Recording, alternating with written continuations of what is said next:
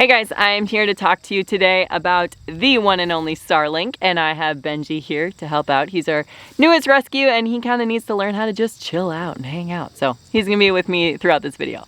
So today I'm gonna be talking mainly about two things. Number one is going to be our experience specifically switching back and forth between Starlink Residential and Starlink Mobile. Yes, my terminology is completely dated. Every time I say mobile, please just replace it with Roam.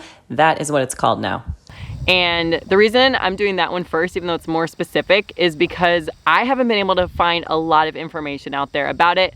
And a few things happened when we tried it out that we really wish we had known about. So I'm here to tell you guys about that before you jump into it like we did. The second thing I'm going to talk about is just going to be overall experience. So I figured there's a bunch of videos like that out there probably.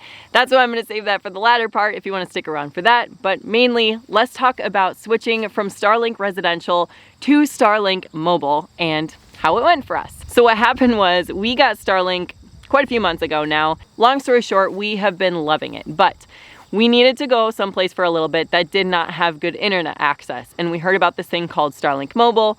I believe it used to be Starlink RV, where you can just kind of switch a little toggle switch, supposedly, and it will allow you to take your Starlink anywhere with you instead of having to keep it right at your house. Now, it used to be, my understanding is it used to be that you could kind of have your Starlink shipped to you and then you could take it wherever. That's not so much the case anymore. So if you have heard of people doing that with older model Starlinks or in the past, don't necessarily plan on being able to do that yourself, okay?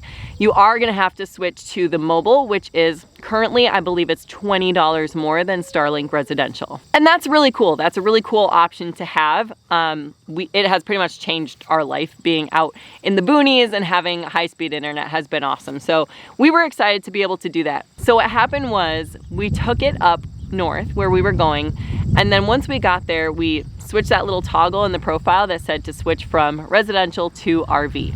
And just like that, it didn't work.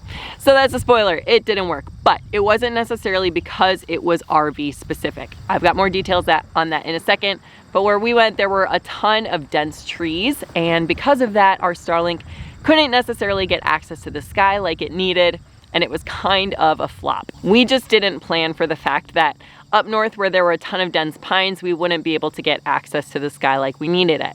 We could have climbed trees, we could have rigged something. It just wasn't really worth it, but if you want to do that, be my guest. So it didn't work for our up north trip, but what happened next was actually what was a lot more disappointing. And maybe it's just because we didn't read the fine print. In fact, I'm sure it's because we didn't read the fine print. But something to note is when we got up there and we went to hit that toggle, basically it told us that there's a chance that we wouldn't be able to switch back to residential Starlink if there wasn't room or if there was like a wait list for it. And this was actually pretty concerning because we waited a long time to get on the Starlink, to get Starlink available here. Now, I think it's a lot more available now than it used to be, but that was pretty scary. We were willing to take the risk though, and we went for it. Now we are still on Starlink Mobile. That's not necessarily because there wasn't room where we are though. What happened was when we got back, we went to switch it back to regular residential Starlink.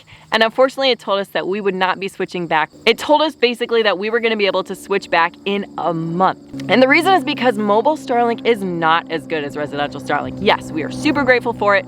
Even Starlink Mobile is certainly better than nothing, but in our experience, it's basically equivalent to satellite, which we are not huge fans of in terms of speeds and things. So what happened was when we moved to Starlink Mobile, we were basically at the end of our billing cycle for the month-to-month Starlink membership or subscription.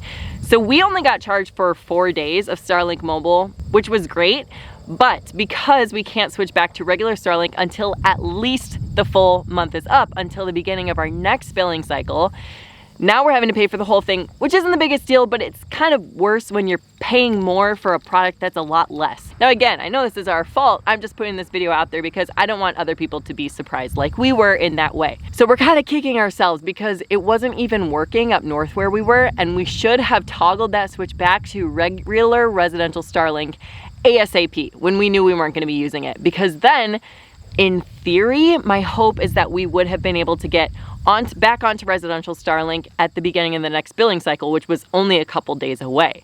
So if that's you, if you get somewhere and it's not even working for you, that might be in your best interest. Otherwise, it might be good to know that you can't just toggle it back to residential. Number one, because you might be on a wait list. If there's no availability in your area, if too many other people are on it, you might be stuck on mobile until there's availability.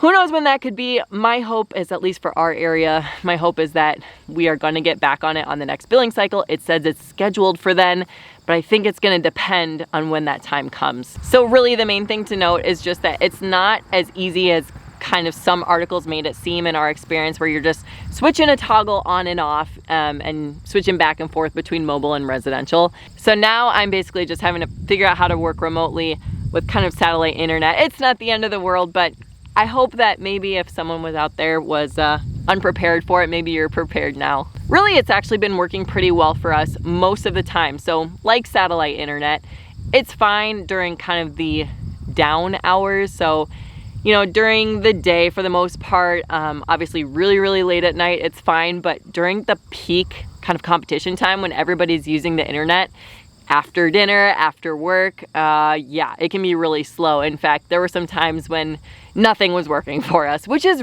really out of character. So that kind of moves me into my second part of this video, which I'll make pretty quick, but overall experience with Starlink Residential has been phenomenal. There's no way we could get internet out here like this with, it would take a long time to get fiber cable, and honestly, that's all dated anyway. So our experience with Starlink most of the time has been so good. Highly recommend it. I know some people have had some issues with customer service because I know that they don't really, my understanding is they don't really have a customer service line you can just call. The other thing is it's kind of a DIY thing, so ours is still on the ground for now. We're actually just about to get it up on a pole, which will be quite a bit cleaner.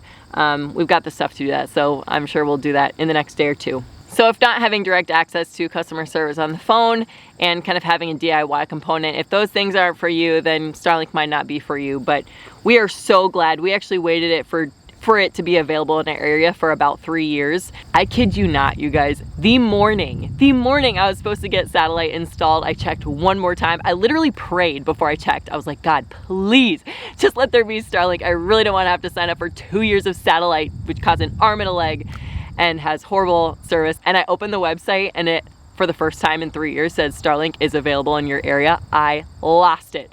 So just because of that whole wait, maybe, I don't know. We've been really excited to have it. We find it works really well during storms. We find that different times of the day, it's not better or worse. It's always top speed. So general experience with Starlink has been really good. Everything went off without a hitch. We've been loving it. But as far as switching back and forth between Starlink Mobile and Starlink Residential, I definitely recommend kind of staying on top of your billing cycle and just being prepared to wait. If you need to turn it on or off at the beginning of a billing cycle, just know that you may have to wait a month like we did. We also may be a weird case. I don't know. So just putting our story out there in case it helps somebody else. Maybe you can look out for these things in the fine print when it's you. Hope this was a little bit helpful. Thanks for watching, and we'll see you next time.